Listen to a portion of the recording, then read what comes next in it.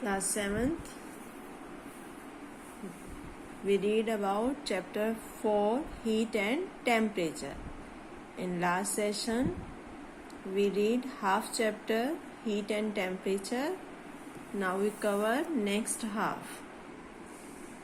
पिछले वीडियो में हमने ट्रांसमिशन ऑफ हीट के 3 मेथड्स पढ़े थे, कंडक्शन, कन्वेक्शन एंड रेडिएशन. आज हम इन तीनों मेथड्स को डिटेल में स्टडी करेंगे and what is the functions या importance, applications of conduction, convection and radiation. इनके बारे में, इनकी एप्लीकेशंस के बारे में भी पढ़ेंगे. तो सबसे पहले हम पढ़ते हैं good and bad conductors. What is good and bad conductors? Conductivity is relative term. Conductivity एक relative term है. हम किसी भी चीज को इंसुलेटर और कंडक्टर्स नहीं कह सकते हैं. हम ये कह सकते हैं कि this is good conductor and this is bad conductor. तो इसको हम एक एक्टिविटी के थ्रू पढ़ेंगे. सबसे पहले activity second, to study the conduction of heat in metals. Metals में कंडक्शन कैसे होता है हीट का, उसके बारे में हम इस एक्टिविटी में पढ़ेंगे. First we take a stand. हमने एक स्टैंड लिया and fix a rod on it. This is a metal rod. ये एक मेटल की बनी हुई रोड है. हम आयरन की रोड भी ले सकते हैं, हम कॉपर की रोड भी ले सकते हैं. This is metal rod fix on a stand. Now we fix some nails of iron with a cold wax on this rod. इस रोड के ऊपर हम कोल्ड वैक्स की हेल्प से कुछ आयरन नेल्स लगा देते हैं. This is free hand and this is fix end. अब फ्री एंड पर हम इसे हीट देते हैं. Now we heat the free end of this copper rod. Copper rod पे हम हीट देंगे. ये कॉपर रोड गर्म होगी, टेम्परेचर होगा, इसमें हीट ट्रांसफर होगी. Now we see first nail is dropped, then second, then third. It means heat transfer from the hot end to the cold end. हमने एक स्टैंड पे कॉपर रोड को fix किया, उस पर आयरन नेल्स लगा दी हैं कोल्ड वैक्स की हेल्प से. हम एक एंड को हीट देना शुरू करते हैं तो हम देखते हैं कि उसके पास वाली जो नेल है, कील है, वो नीचे गिरती है, यानी कि वैक्स जो है वो मेल्ट हुआ और कील नेल जो है वो ड्रॉप हो गई, गिर गई. नाउ नेक्स्ट नेल, उसके बाद अगली नेल गिरती है, यानी कि हीट इस एंड से इस एंड की तरफ ट्रांसफर हो रहा है, यानी कि ये जो कॉपर रोड है ये कंडक्शन कर रही है. अब इस एक्टिविटी के अंदर हम इस कॉपर रोड को चेंज कर देते हैं. यहाँ पर कोई ग्लास रोड ले लेते हैं, कांच की बनी हुई रोड फिक्स कर देते हैं और कोल्ड वैक्स की हेल्प से हम नेल्स को फिर फिक्स कर देते हैं इक्वल डिस्टेंस पर. Now we hot the free end of glass rod. अब हम इस ग्लास रोड के फ्री एंड को हम हीट करते हैं, गर्म करते हैं. But the nails are not drop out. After some time first nail drop out. कुछ समय बाद पहली नेल गिरती है, उसके काफी समय बाद दूसरी नेल गिरती है. अब हम दोनों के टाइम में कंपैरिजन करते हैं. हम देखते हैं कि जब हमने ये रोड कॉपर की ली थी तो हमारी नेल्स का नीचे गिरने का टाइम फटाफट जल्दी जल्दी ये नेल्स गिर रही थी. जब हमने इस रोड को चेंज किया, ग्लास रोड ली, तो हमारी नेल्स जो है वो काफ़ी समय ले रही हैं गिरने में, ड्रॉप होने में. यानी कि हीट का जो ट्रांसफ़र है कॉपर रोड से इजीली हो रहा है और ग्लास रोड से इजीली नहीं हो रहा है. It means glass rod is poor और bad conductor of heat and copper rod is good conductor of heat. Now activity 3, to show or to compare the conductivities of copper and iron. अब हम to metals की conductivity को compare कर रहे हैं. One is copper and second is iron. Now the setup is this. This is stand of copper and a copper rod is attached with this stand. This side we put a iron stand and a rod of iron attached with this stand. This is full made up of iron and this is made up of copper. And we attach nails with cold wax on equal distance on both rods. दोनों rods पर हम equal distance में nails को cold wax की help से लगा देते हैं. Between those we put a lamp. अब हम बीच में एक लैम्प रखते हैं. दोनों को इक्वल हीट देते हैं. इधर से कॉपर रोड को हीट मिलेगी, इधर से आयरन रोड को हीट मिलेगी. Now we look at the nails and calculate the time of dropping the nails. अब हम इन नेल्स को ड्रॉप होने का टाइम कैलकुलेट करते हैं, नोट करते हैं. and we see that the nails of copper rod drop easily and very soon, and here from the iron rod nails drop by after some time, taking time, and this time is more than copper rod. Copper road से गिरने की जो nails का time है वो कम है और यहाँ पर नेल्स गिरने में ज़्यादा टाइम ले रही हैं. It means conductivity of copper is more than iron. Iron heat को ज़्यादा कंडक्ट कर रहा है, बेटर कंडक्टर है in comparison of iron. Now we can say that substance which conduct heat easily are called good conductors. And good conductors के example हैं gold, silver, copper, iron, mercury, etc. And the substance which do not conduct heat well or easily are called bad conductors of heat. और bad conductors के जो example हैं वो हैं wood, glass, plastic, air, etc.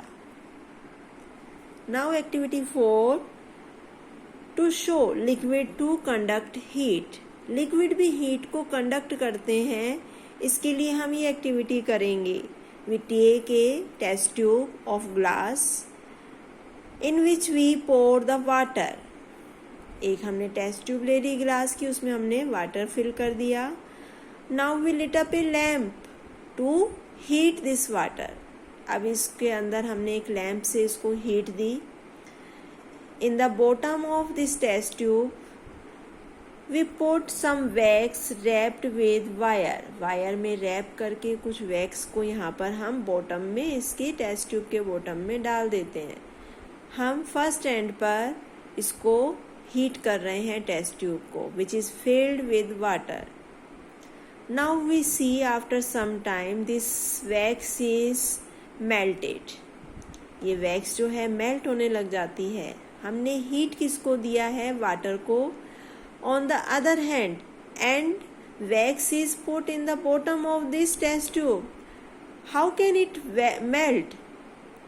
ये कैसे melt हो रही है? Because the heat conduct through water and this wax got heat and by heat this is melted. So we can say liquid to conduct heat. Now application of heat insulators. Heat insulators जो bad conductors होते हैं heat के, उनकी क्या applications है? सबसे पहले है ice box. Ice box is double walled box filled with glass wall. Ice box जो होता है वो डबल वॉल्ड होता है. उसमें दो वॉल होती हैं और उसके बीच में क्या भरा हुआ होता है? ग्लास वूल भरी हुई होती है, जिसको हम थर्मोकोल कहते हैं, उससे भरा हुआ वो बॉक्स होता है। दोनों तरफ प्लास्टिक की वॉल होंगी और बीच में थर्माकोल की डबल लेयर होगी, मोटी लेयर होगी, जिसको ग्लास वूल कहते हैं। ये जो ग्लास वूल है, थर्मोकोल है, ये एक इंसुलेटर या बेड कंडक्टर ऑफ हीट है। जब इस आइस बॉक्स के अंदर हम आइस रखते हैं तो आइस का जो टेम्परेचर है वो बहुत कम है, उसको बाहर का टेम्परेचर नहीं मिलता है और अंदर का टेम्परेचर बाहर नहीं जाता है, क्योंकि बीच में क्या है, ग्लास वूल है एंड दैट इज इंसुलेटर। उसकी वजह से आइस बॉक्स में आइस जो है वो ज़्यादा लंबे पीरियड तक मेल्ट नहीं होती है।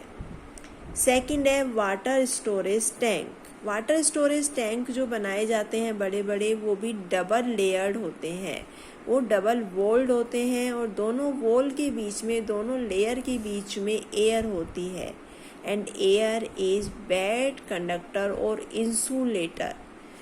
इस एयर की वजह से ये जो वाटर स्टोरेज टैंक हैं, इनमें बाहर का टेम्परेचर अंदर नहीं आता है और अंदर का जो कम टेम्परेचर है वो बाहर नहीं निकलता है। इस वजह से वाटर स्टोरेज टैंक में जो वाटर है उसका टेम्परेचर मिनिमम बना रहता है। उसके बाद आता है आपका वुलन क्लॉथ्स। वुलन क्लॉथ्स जो होते हैं वो हम ठंड में पहनते हैं, विंटर्स में पहनते हैं और उनमें हमें टेम्परेचर जो है वो ऐसे लगता है कि हमने कोई एक ब्लैंकेट सा पहन लिया है। क्यों? बिकॉज वुलन क्लॉथ जो होते हैं उनमें एयर ट्रैप हो जाती है, उनकी जो फाइबर्स हैं उनमें एयर ट्रैप रहती है, जिससे कि बाहर का जो टेम्परेचर है, कोल्ड टेम्परेचर, वो अंदर नहीं आता है। और अंदर जो हमारी बॉडी का टेम्परेचर है, आपको पता है मिनिमम बॉडी का टेम्परेचर 37 डिग्री सेंटीग्रेड हमेशा रहता है। तो बॉडी का टेम्परेचर बाहर एस्केप नहीं होता है और बाहर का जो कूल टेम्परेचर है वो अंदर नहीं आता, क्योंकि वुलन क्लॉथ्स में एयर यानी कि इंसुलेटर ट्रैप रहता है और इस वजह से वुलन क्लॉथ हमें हॉटनेस का फील करवाते हैं। अब है 2 thin blankets are warmer than 1 thick blanket. आप विंटर्स में 2 पतले ब्लैंकेट जो हैं, थिन ब्लैंकेट्स जो हैं, उनको मिलाकर अपने ठंड में ओढ़ लीजिए, वो आपको ज़्यादा हॉटनेस फील करवाएंगे एक थिक यानी कि मोटे ब्लैंकेट के कंपैरिजन में। बिकॉज 2 थिन ब्लैंकेट के बीच में एक जो गैप होगा, उस गैप में क्या आ जाएगा, एयर ट्रैप हो जाएगी और एयर इज ए इंसुलेटर। तो बाहर का टेम्परेचर अंदर और अंदर का टेम्परेचर बाहर एस्केप नहीं होगा, जिससे कि ये हमें ज़्यादा हॉटनेस फील करवाएगा। जबकि थिक ब्लैंकेट में हमारी एयर ट्रैप कम होगी, एयर ट्रैप नहीं होगी और ये हमें ज़्यादा गर्मी का एहसास नहीं करवाएगा 2 थिन ब्लैंकेट की कंपैरिजन में। नेक्स्ट है freshly made quilt is warmer than old one. जो फ्रेशली मेड क्विल्ट होगा उसमें जो हमारी वूल होगी या हमारी कॉटन होगी, रुई होगी, वो फ्लफी होती है। फ्लफी होने से उसमें एयर ज़्यादा ट्रैप होती है, इसलिए वो वार्म होता है। जैसे जैसे वो ओल्ड होता है उसमें से रुई दबती है और उसमें से एयर बाहर चली जाती है, एयर कम उसमें ट्रैप होती है, इसलिए वो हमें उतना वार्म महसूस नहीं होता जितना फ्रेश होता है।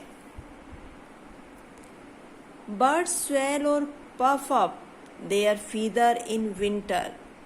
बर्ड्स को आपने कभी देखा हो विंटर्स में, तो जब वो बैठते हैं तो अपने जो फीदर्स हैं उनको बिल्कुल प्लफी सा फुलाकर बैठते हैं, क्योंकि उनमें एयर ट्रैप हो जाती है और एयर ट्रैप होने की वजह से एयर इंसुलेटर है और उनको उनके बॉडी को वार्म रखती है। वो अंदर की उनके बॉडी टेम्परेचर को बाहर एस्केप नहीं होने देती है। नाउ एस्कीमोज जो होते हैं उनका जो हाउस होता है उसको इग्लू कहते हैं। इग्लू आइस से बना हुआ हाउस है, लेकिन आइस की डबल लेयर होती है, एक बाहर की लेयर आइस और अंदर की लेयर आइस, और बीच में जो होती है वो एयर ट्रैप होती है उसमें। और उस एयर की वजह से ये बर्फ से बने हुए जो इग्लू हैं, जो आइस मेड हाउस हैं, वो भी warmer than our cemented house. Next है कुकिंग यूटेंसिल्स। कुकिंग यूटेंसिल्स के जो हैंडल्स हैं वो मेड अप ऑफ प्लास्टिक और वुड, बिकॉज प्लास्टिक और वुड जो है वो बैड कंडक्टर और इंसुलेटर है, जिससे कि जो यूटेंसिल जब गर्म होगा तो उनके हैंडल्स में वो कंडक्शन से हीट नहीं पहुंचेगी वो, और हैंडल्स गर्म नहीं होंगे, जिससे हमें उनको हैंडल करने में, उठाने में आसानी रहेगी।